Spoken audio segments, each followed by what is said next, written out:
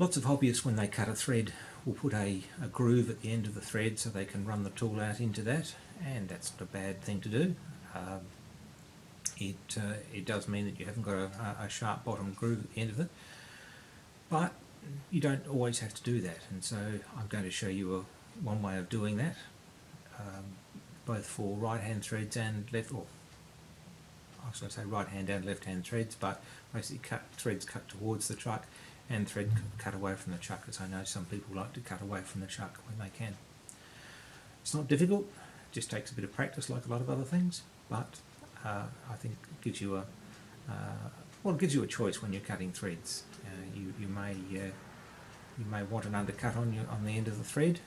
That's particularly important if you've got something that has to come up against a shoulder or something like that. That makes it quite useful.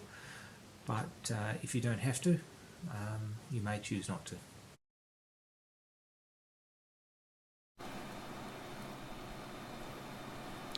The trick to doing this, as you'll see, is really quite simple.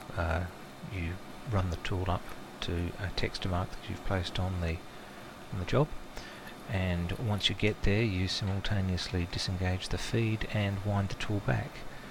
And once you're practiced at that, you get a reasonably even groove. Even if it's a little bit ragged, it doesn't matter, because you can always clean it up with a small triangular file.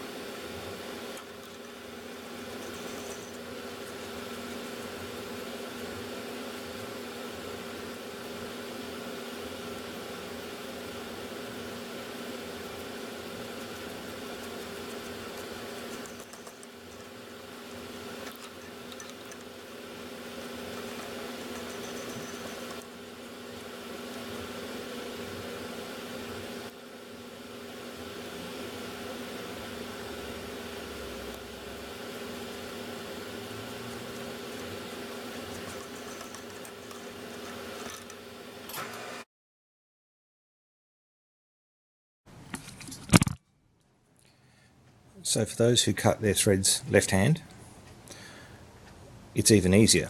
Once you've got your mark, zero your tool on the work, and what you're going to do is you're going to wind in